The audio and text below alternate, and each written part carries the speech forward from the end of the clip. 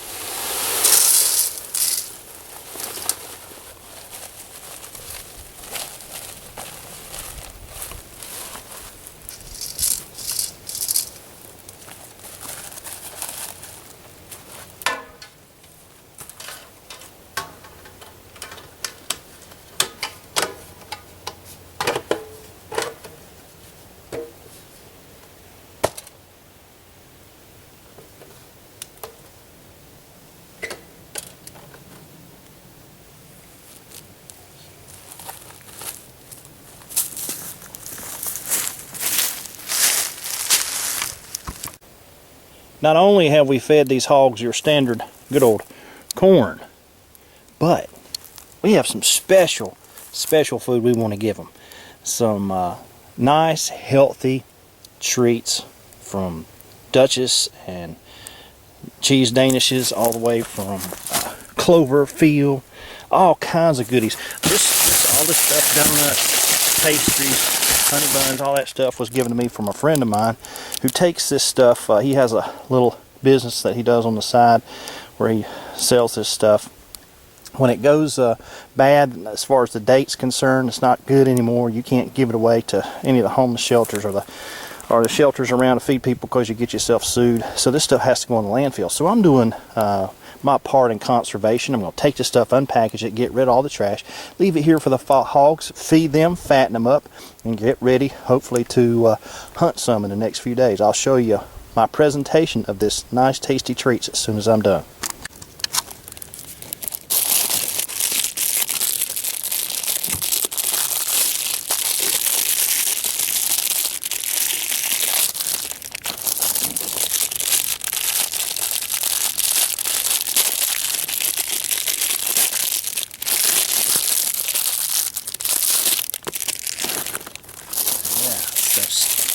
Still sticky, but it's dried out.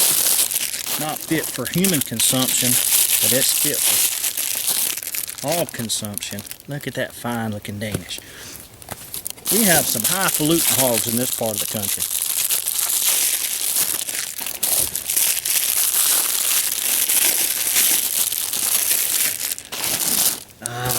Look at that.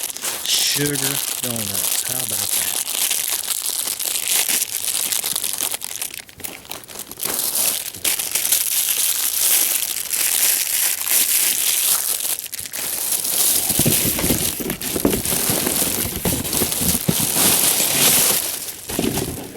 Yes, Texas toast, big Texas. Look at that. We spoil our hogs in this end of the county, in the end of the country. Ooh, look at those donuts. Those are bad. Yeah. Wild hogs aren't picky. Ugh. Phew. Stuff stinks too, some of it. But this stuff's got some preservatives in it, like I can't even pronounce some of the stuff on the back of this package. Ethyl alcohol, enzymes, ammonia sulfate, triglycerides, sodium phosphate, ascorbic acid, on and on and on. This stuff, if the hogs don't come eat it, will be here until the end of time. Alright, moving right along. Well, that's the final product right there. Unpackaged all that stuff and got it. Here we're going to put it in a nice little presentation for them. We got it set here near our corn. Now, for those of you who think I'm going to leave all this trash, you are sorely mistaken. I practice, and I always teach my kids to practice, to leave the woods better than we found it. So I'm not only clean up all this trash, but some of you are going to say, well, what about this stuff right here? Well, isn't that littering? No, I want you to know that stuff would have went in landfill because it's not fit for human consumption. And I'm going to feed it to some hogs, and in a couple of days they're going to come by and find it. They'll eat it, and you can come by here. You won't even know that this has been here on the ground. So I'm going to clean up all this mess, leave these good delicacies for our hogs, and then I'll show you the final presentation.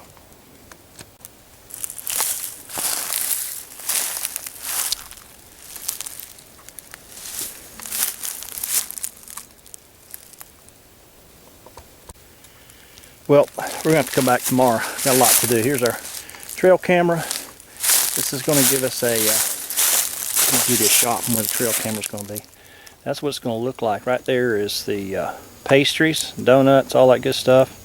Back behind that is the little tripod feeder. I think I got it too low.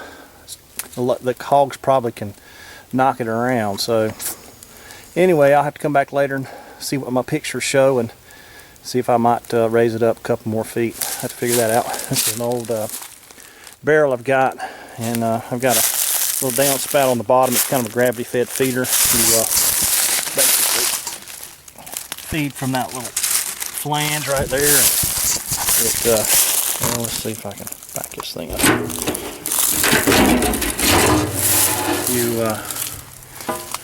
Let's see the hole there?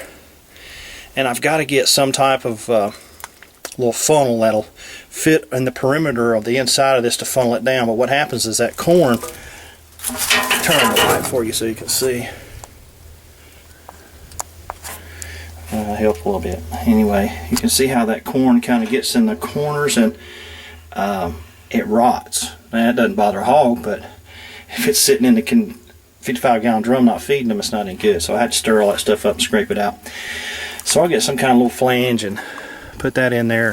That will allow us to be able to make sure all that corn goes through. So, anywho, all right. Hope you guys enjoy that, and I've got about another 100 pounds of corn. I gotta get in that barrel and put the flange on it. Probably put something in that corn to just keep the deer and the raccoon out of it. Something only the hogs will like. So I'm going to move my stand. I got a little single stand here. I'm going to move it back in these woods. I'm going to keep it within bow range. Everything I've done here is within bow range. You're saying a lot of this stuff is awful close. What it is, because I'm going to be able to harvest one with the bow. And I've got a little climber back in those woods. And I'm going to move it probably over here as well too. So, all right. Hope you guys enjoyed. Take care. This whole area where I just finished all the work over here contains, I'm not saying it's a hog waller, but we put a lot of salt out right here. The deer love it, and this area has always been bare, and it sits under right by this oak. It gets a lot of shade in the summer, but I'm just curious if I dig up right in here, you can actually see where they've been scraping around a little bit, not much, but moving around. Some of those minerals are still there. And so I'm going to take my trusty shovel here. I'm going to dig up a little bit, see what I can do, and maybe not pond it out, but get it big enough to be able to hold water. They love to waller in the mud. It helps keep the bugs off of them and helps keep them cool. And then you see them, they rub up against these trees that are out here. a lot of mud marks on the tree showing that they've been here. So we'll give that a try and see how that goes. And if I have any luck with it, I'll put that on another video for you. All right, thanks.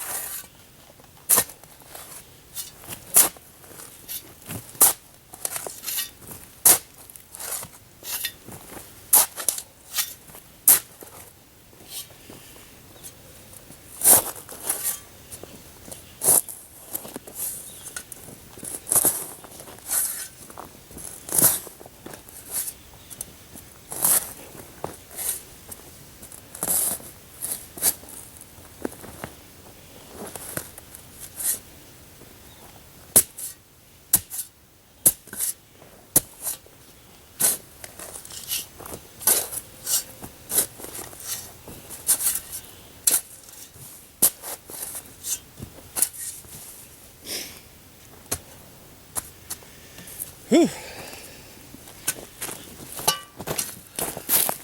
Well, you can see that's got a really nice topsoil on it, the black stuff, and then below that, real sandy and clay-like. I'll keep working. Gosh, I'm out of shape.